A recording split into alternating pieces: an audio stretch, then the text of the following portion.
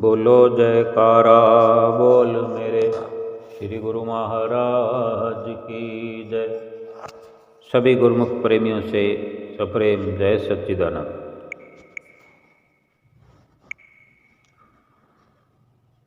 सेवक सतगुरु का सेवा के मार्ग पर चलता जाए, भक्ति की राह में चाहे कितनी ही कठिनाइयाँ आएं, कितनी बाधाएं आएं, एक ख्याल, एक विचार हर वक्त अपने अंदर एकदम पक्का रखे कि ये जो कठिनाइयाँ आई हैं, जो कठिनाइयाँ आती रही हैं और जो आएंगी, यकीनन इनसे पार होकर के जाना। कुछ भी अगर हम छोड़ देंगे, किसी भी कठिनाई का मुकाबला करने से हार जाएंगे या थक जाएंगे या साहस हमारा छूट जाएगा, तो यकीनन यही कठिनाइयाँ फिर दो गुना होकर के अगले जन्मों में हमारे सामने खड़ी हो जाएंगी। इसलिए ये विचार हमारे अंदर रहना चाहिए कि अगर दूसरे जन्म के लिए हमने नहीं छोड़ना है, अपने कार्य को अधूरा ना छोड़कर पूरा करने की हम अपने भीतर एक सहनशीलता, इसी जन्म में ही प्रेम व सहनशीलता से श्री सतगुरु के चरणों में बार बार प्रार्थना करें कि यह सतगुरु मुझसे सेवा करवाइए,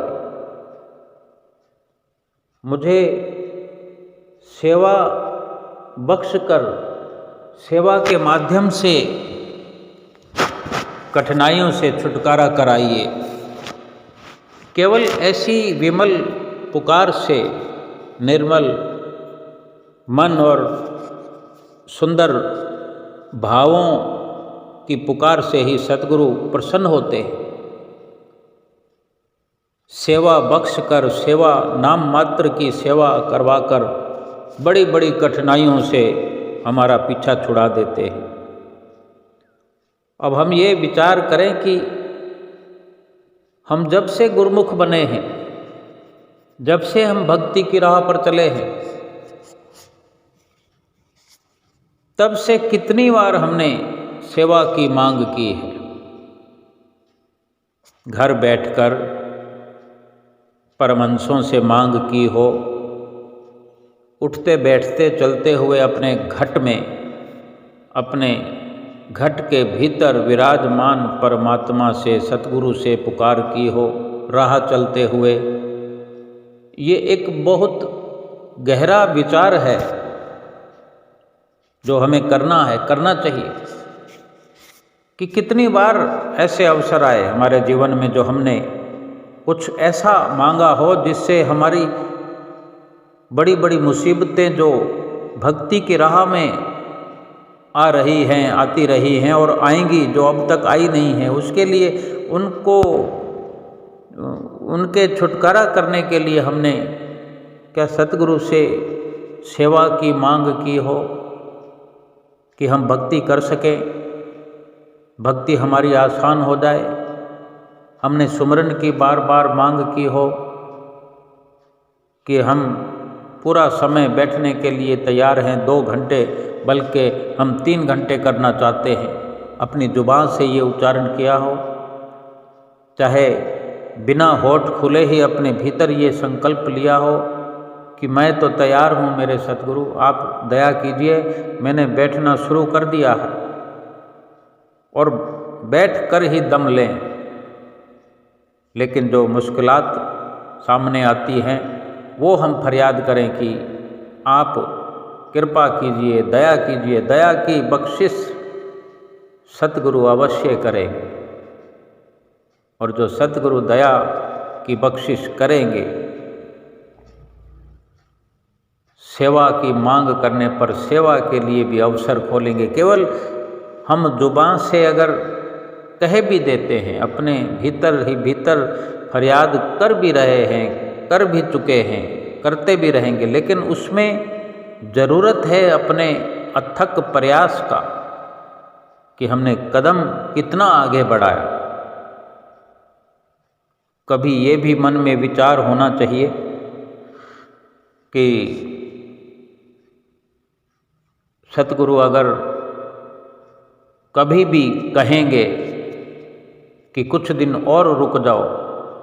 देखो, गुरुमुख प्रेमी अपनी इच्छा से दर्शन करने के लिए जाते हैं, हम पहुंचते हैं, श्री गुरु महाराज जी के दर्शन करते हैं, सेवा का भी अवसर हम प्राप्त करते हैं। सोच कर जाते हैं कि हमने 15 दिन रहना है, 15 दिन सेवा करनी है। अब उस सेवा के अंदर कितना भार है, कितनी पेचीदगी है, कितनी मुश्किल सेवा है या आराम से है, उसमें हम कितना त्याग करते हैं, कितना कर पाते हैं। लेकिन जो हमने सेवा का भाव बनाया है, पहले तो यही काफ़ी है।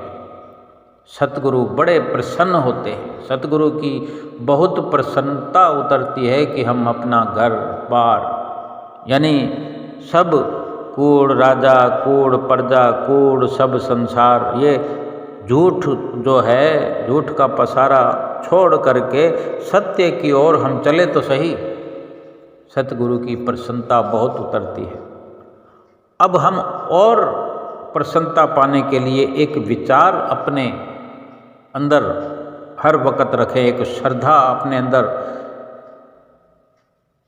पैदा करें, एक भाव हर वक्त उमड़ता रहे कि जब वापस लौटेंगे, अगर 15 दिन के लिए गए हैं, 15 दिन की हमारी टिकट है वापसी की, या 1 महीने के लिए गए, 1 महीने की वापसी की टिकट है, या 3 महीने के लिए गए, 3 महीने के लिए भी वापसी की टिकट है, या वापस वहाँ से चलने का समय हो गया और हम गुरु महाराज जी के आगे खड़े हो गए हैं घर जाने की आज्ञा मांगने के लिए, और श्री गुरु महाराज जी ने कह दिया कि अभी 1 महीना और नहीं जाना। ऐसा विचार अपने भीतर करना, ये सतगुरु से रूबरू होने के लिए एक अपने ही भीतर प्रकाश रूप, अपने भीतर एक प्रकाश करने का, अपने आप की आजमाइश करने का, अपनी पहचान, अपने आत्मा का साक्षात्कार करने का एक नज़रिया है कि हम इस विचार से जब गुजर रहे होंगे, केवल हम फरियाद कर रहे होंगे, वो वक्त नहीं आया। ऐसा सतगुरु ने अभी कुछ कहा नहीं, हम वहाँ पहुँचे नहीं, ऐसा कुछ कहा भी नहीं, केवल अभी तो विचार कर रहे हैं। तो उस विचार के अंदर हम ये अपने आप को देखेंगे कि हमारे अंदर कितनी शक्ति है। हम पीछे हटते हैं या मुकम्मल तौर पर ये संकल्प अपने अंदर पक्का कर लेते हैं कि हमने जाने की आज्ञा मांगी, घर जाना है, 1 महीना हो गया है, या हम 2 महीने के लिए आए हैं, 2 महीना हो गया है, या हम 3 दिन के लिए भी आए हैं और 3 दिन हो गए हैं। किसी भी प्रकार से श्री गुरु महाराज जी ने कह दिया कि अभी तुमने इतना समय और रहना है, ऐसा कह दिया, हमने सुन लिया। अब हमारे भीतर कैसी उथल पुथल हो रही है, केवल ये विचार चल रहा है हमारे अंदर। ऐसे विचार रखें, फिर हमारे अंदर से कैसा जवाब आता है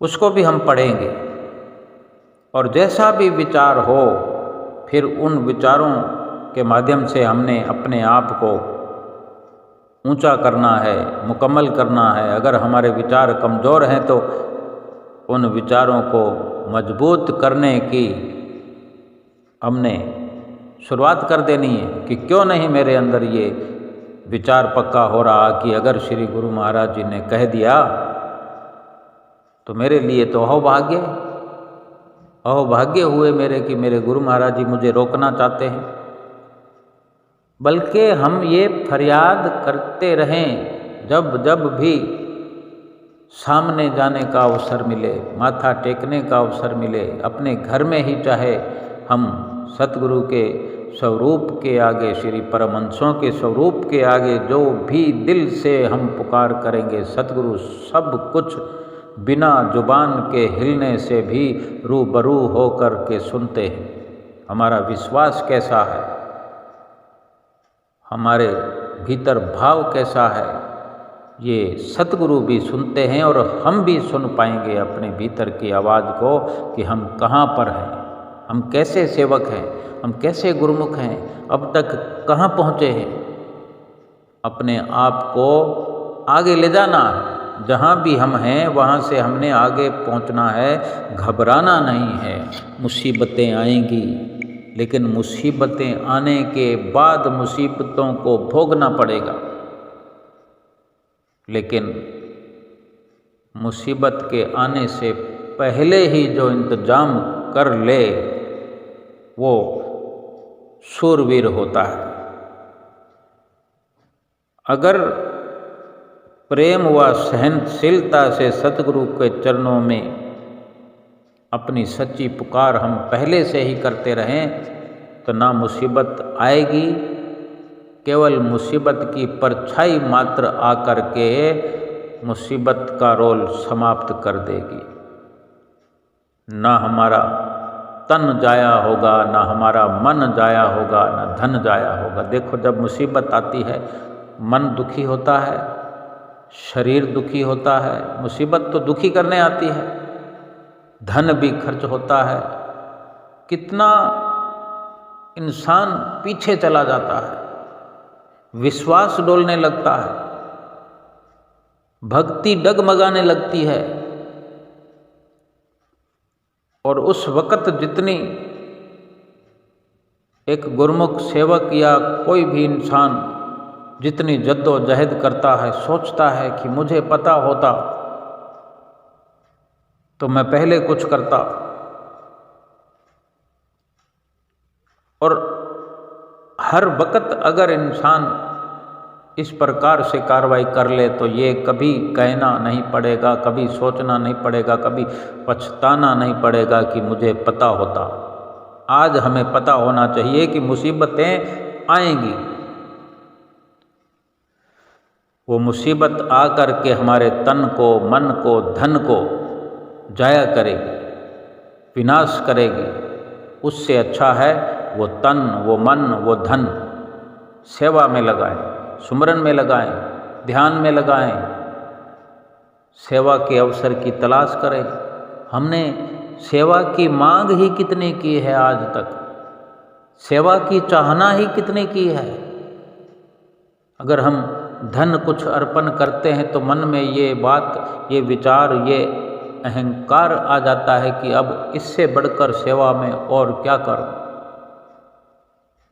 वो धन तो लगाकर हमने सतगुरु के चरणों में मत्था टेक करके हमने अपने पापों को सतगुरु के चरणों में समर्पित किया। वो धन जो पापों से कमाया गया है, छल कपट से कमाया गया है, वो देकर कौन सा बड़ा काम कर लिया हमने।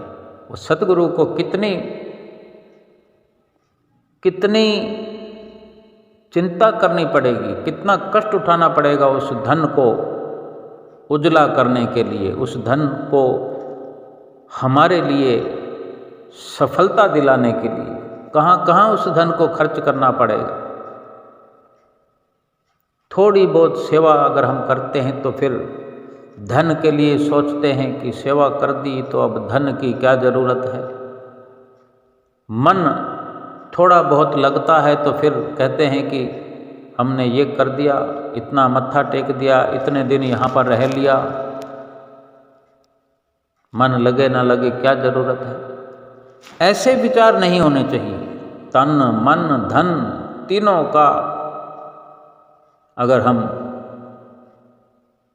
हमेशा के लिए सदुपयोग चाहते हैं, तन को सेवा में लगाना है, जितना हो सके उतना लगाना है। आज जितना हम दुख झेल रहे हैं, जितनी परेशानियां देख रहे हैं, शरीर पर परेशानियां आई हुई हैं, आती रही हैं, आई हुई हैं और जाने कितनी और आएंगी, कितने स्तर की आएंगी।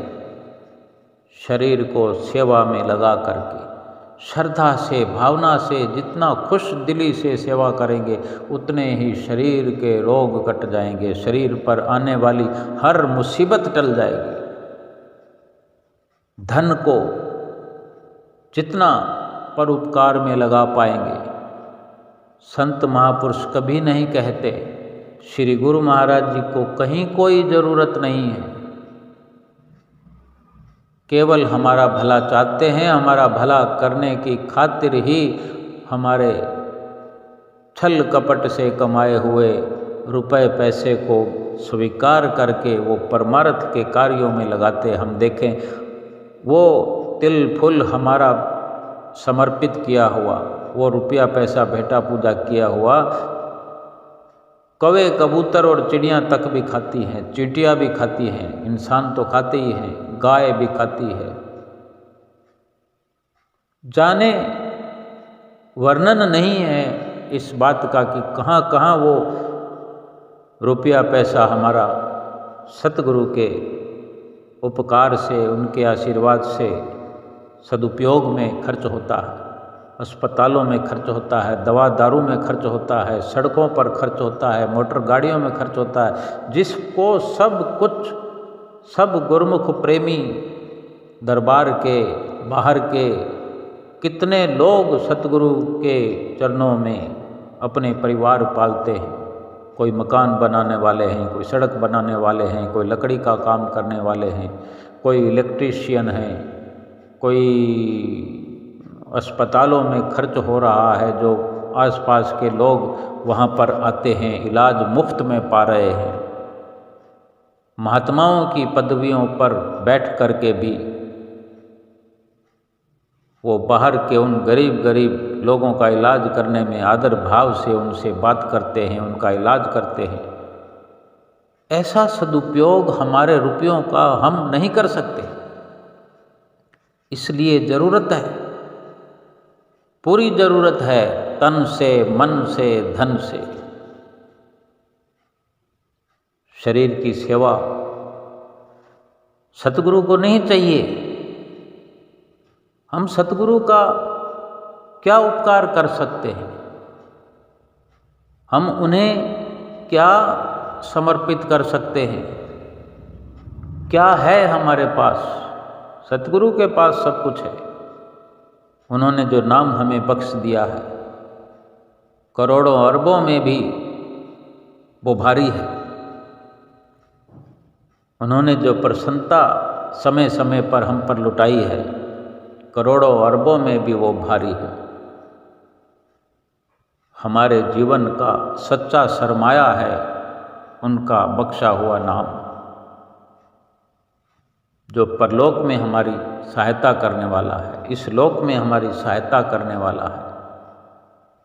हम सेवा करके अपने शरीर को सुखी बनाएंगे, धन की सेवा करके हम अपने धन को सफल बनाएंगे। इस झूठे धन के माध्यम से हमें इस संसार में, इस लोक में दुखी नहीं होना पड़ेगा, धक्के नहीं खाने पड़ेंगे, और मन को सतगुरु के चरणों में लगा करके, सुमरन में लगा करके, सेवा में लगा करके कोई मानसिक रोग हम नहीं देखेंगे कभी। मन भी खुश, तन भी खुश, धन भी खुश। तन से, मन से, धन से ये लोक हमारा सुखी होगा, परलोक सुहेला होगा। हमने आज तक बहुत आलस प्रमाद किया होगा, भक्ति का त्याग हमने माया के लिए किया होगा, सच्चे सुख का त्याग हमने झूठे क्षण भंगुर संसारिक सुखों के लिए किया होगा। भगवान के दर्शनों की चाहत की अवहेलना की होगी संसार के चेहरों के पीछे, संसार के दर्शन करने के लिए। संसार का ये झूठा दर्शन, संसार का झूठा धन, संसार का झूठा सुख, सत्यता को त्याग करके कभी हमें मिल नहीं सकता मुकम्मल। संसार से कभी ने मुकम्मल कुछ भी नहीं प्राप्त किया। संसार का धन भी क्षणभंगुर है, संसार का सुख भी क्षणभंगुर है। संसार की कोई भी खुशी आत्मा को खुश नहीं रख पाई है, ना कभी रख पाएगी। केवल दुख ही दुख संसार में भरा हुआ है। जो गुरुमुख, जो प्रेमी सतगुरु से अपना संबंध जोड़ते हैं, जो सेवक अपशब्द सुनकर भी सद्व्यवहार करते हैं, जो कभी नहीं सोचते हैं कि मैं बड़ा हूँ, यही ख्याल उनके भीतर रहता है कि मेरे सतगुरु बड़े हैं, सतगुरु का बख्शा हुआ नाम सबसे बड़ा है। महापुरुष फरमाते हैं कि कोई आपसे अपशब्द बोलता है तो उसके साथ भी सद्व्यवहार करो, बदले की भावना न रखते हो, और ये कभी ना सोचो कि मैं बड़ा हूँ, किसी छोटे ने मेरा अपमान कर दिया, इसने ऐसा क्यों कहा। यानी मान बड़ाई को दिल से निकाल दो। हर वक्त तो यही समझो कि श्री गुरु महाराज जी मुझे कुछ ना कुछ सिखाना चाहते हैं। अगर कोई अपशब्द बोलता है तो हम ये सोचें कि ये कुछ सिखा रहा है हमें, कुछ रास्ता समझा रहा है हमें। यानी हर किसी उल्टी संसार की चाल से अपने सतगुरु की याद को बरकरार रखें, सतगुरु के माध्यम से समझें कि ये सतगुरु की मौज है। यदि हम कहें कि सब मेरी आज्ञा में चलें, मुझे प्रसन्न रखने के लिए सब कुछ ना कुछ करते रहें, ऐसा विचार नहीं आए, क्योंकि ये मायावी विचार है। यदि हमारा कहीं अनादर होता है, अपमान होता है, तो हमको ये सोचना चाहिए कि श्री गुरु महाराज जी ने मुझे माया से बचाने के लिए, मेरा अहंकार और मेरे अहंकार की मेल धोने के लिए ये सब कृपा की है। हम हर उस इशारे को, हर उस सतगुरु की मौज को समझें। जब जब भी हमारे विचारों के विरुद्ध कुछ होता है तो हम ये समझें कि ये माया का दबदबा हमें दबाने के लिए, शिकंजा कसने के लिए हम पर तैयार है। सतगुरु के ध्यान से हम समझें, सतगुरु का ध्यान करें कि सतगुरु हमें माया से कुछ सबक सिखाना चाहते हैं और हम सतगुरु के वचनों पर चलते हुए माया से बचते रहें। अगर ऐसा हम अपने जीवन में हर संभव प्रयास करते रहेंगे, सतगुरु की मौज पर चलते रहेंगे, तो आत्मा की उन्नति कर पाएंगे। यदि कोई हमें दुख देता हो या किसी ने भी हमें दुख दिया हो, दुर्व्यवहार किया हो, तो इन सब बातों को भूल जाना, स्वप्न समझ लें कि ये एक सपना था, स्वप्न समझ के भूल जाएं और फिर सपने में भी याद करने की चेष्टा न करें। स्वप्न हमें आता है रात को सोते हुए, कई बार डरावने सपने आते हैं। कोई जंगली जानवर हम पर हमला कर देता है, कोई चोर डाकू लुटेरे कोई हमला करने जैसी मुद्रा में दिखते हैं, या हमारे साथ कुछ भी अनहोनी होती है तो हम किसी को कुछ जाकर कह थोड़ी सकते हैं। अगर किसी की शक्ल हमने देखी हो, जिसको हम जानते हों, वो हमें स्वप्न में अगर मार रहा है, हमारे साथ दुर्व्यवहार कर रहा है, तो नींद में खुलने पर उसके पास जाकर हम उसको उलाहना थोड़ी देते, उस पर आक्रमण थोड़ी करते। ऐसे ही संसार में किसी का व्यवहार हमारे लिए ऐसे दुर्व्यवहार बनकर आता है सामने, तो किसी से तर्क वितर्क करने की जरूरत नहीं है। एक स्वप्न समझ के हम भुला दिया करें। ये अवस्थाएं, ये तर्क वितर्क अपने घर में भी होता है, अपने इर्द गिर्द ये होता है। किसी भी प्रकार से अपने अगल बगल में अधिकतर जो जो जो अपने अपने बने हुए हैं, जो हमारे अपने बने हुए हैं, जो अधिक अपने बने हुए हैं, उनसे ज़्यादा माया झलकती है। क्योंकि माया पहले अपनापन दिखाती है, फिर 84 लाख योनियों तक जाकर भटकाने की कोशिश करती है। ऐसे ऐसे कर्म हमसे करवाती है, ऐसी मलिनता हमारे अंदर भर देती है। सतगुरु के वचनों को हर वक्त याद रखना जरूरी है। मन में उतरने और मन से उतरने में ज़्यादा वक्त नहीं लगता। ये माया मन में उतर जाती है, अपना बना लेती है और कब किस वक्त धोखा दे देती है।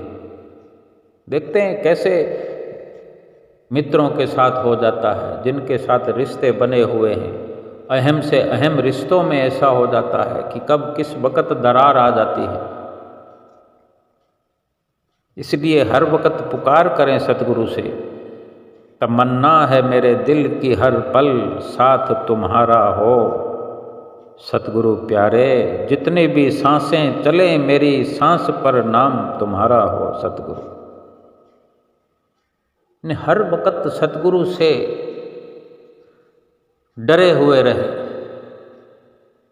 और सतगुरु का डर रख के सतगुरु के बताए रास्ते पर चलते चले। खुद स्वयं दुख सहन करके भी दूसरों को सुख देने की कोशिश करें, क्योंकि सच्ची मान बढ़ाई तो इसी में है। भक्ति व शूरवीरता है ये। अपने सुख के लिए दूसरों को दुख देना, दूसरों को कष्ट देना, अपने लाभ के लिए किसी से छल करना, कपट करना, ये सतगुरु से प्रसन्नता पाने के कार्य नहीं है। ये सतगुरु से प्रेम करने जैसे तरीके नहीं हैं। ये शोभनीय नहीं है, अशोभनीय है। जब भी जिस प्रकार से भी हम जहाँ विचरण करते हों, कोई कार्य करते हों, कैसा भी कर्म करते हों, हर वक्त विचार करें कि ये कर्म जो है मेरे सतगुरु को अच्छा लगने वाला है या कि नहीं। सच्ची भावना से, सच्चे दिल से। भावना सच्ची हो तो जुबां की जरूरत नहीं पड़ती। कोई सुने न सुने ईश्वर खुद ही उस पुकार को सुन लेता है। आंखें नम हो ना हो दिखावे की जरूरत नहीं पड़ती। तड़प दिल में होनी चाहिए, वो दीन दयाल हमें करोड़ों में चुन लेता है। यानी ऐसी सोच, ऐसे विचार हमारे हों तो हम करोड़ों में कहीं भी हों, सतगुरु हमें ही चुनेंगे। क्योंकि हम जहाँ भी रहकर, जैसी भी अवस्था में रहकर अपने सतगुरु को हर वक्त याद रखते हैं, उनका ध्यान करते हैं, उनकी भक्ति, उनकी मौज पर चलते हैं। सतगुरु भी अपने ऐसे गुरमुख प्रेमियों के लिए परम धाम छोड़ करके, निज धाम छोड़ करके आते हैं और यहाँ आकर भी ऐसे विरले विरले गुरमुख प्रेमियों को अपने घट में भी दर्शन देते हैं और बाहरी दर्शनों के लिए भी हर वक्त अवसर बख्शते हैं, अच्छी अच्छी सुंदर प्रेरणा दे करके अपने नज़दीक बुलाते हैं, सेवा से माला माल करते हैं, उनकी आत्मा को निहाल करते हैं। हम ये हर वक्त अपने सतगुरु से एक सच्चा रिश्ता भीतर ही भीतर महसूस करें। जब श्री आरती पूजा हम करते हैं, सभी परमहंसों से बात करें। ये नहीं पंचम पातशाही गुरु महाराज जी से हमने नाम लिया है तो हम अक्सर देखने में आता है, हम स्वयं विचार करें कि हमारे सामने घर में हम रोज़ आरती पूजा करते हैं, सभी परमहंसों के स्वरूप हमारे सामने होते हैं, हम आरती घुमा रहे होते हैं, हमारी नज़र पंचम पातशाही गुरु महाराज जी पे टिकटिकी लग जाती है या छठी पातशाही गुरु महाराज जी की ओर टिकटिकी लग जाती है। और बाकी परमहंसों के बारे में कई बार ऐसा विचार भी आता है कि इनको तो हम जानते नहीं।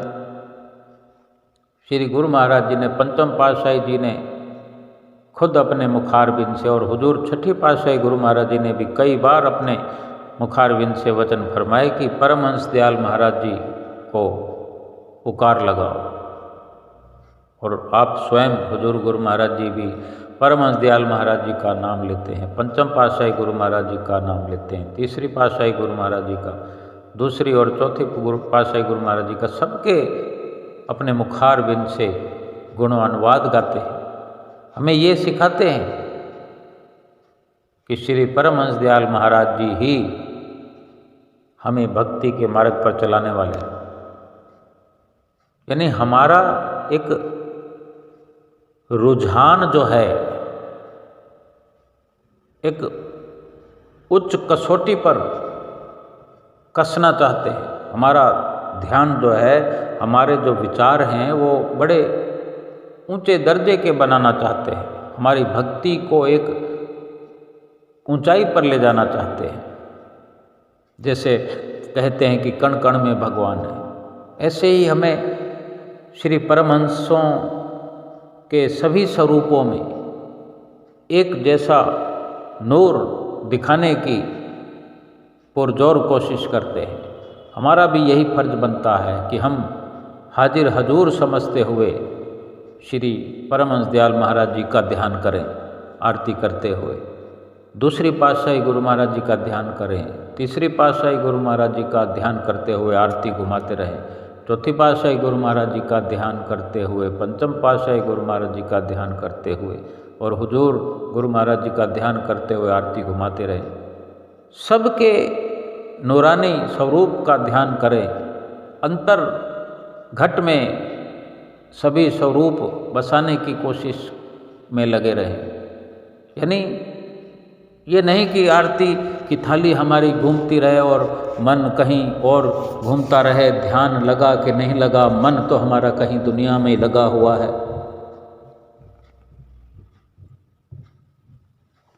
मन दिया कहीं और को, तन संतन के संग, कहे कबीर कोरी गजी कैसे लागे रंग। कि तन तो हमारा आरती कर रहा है, हाथों से आरती घूम रही है, जुबां आरती गा रही है, और मन दसों दिशाओं में घूम रहा।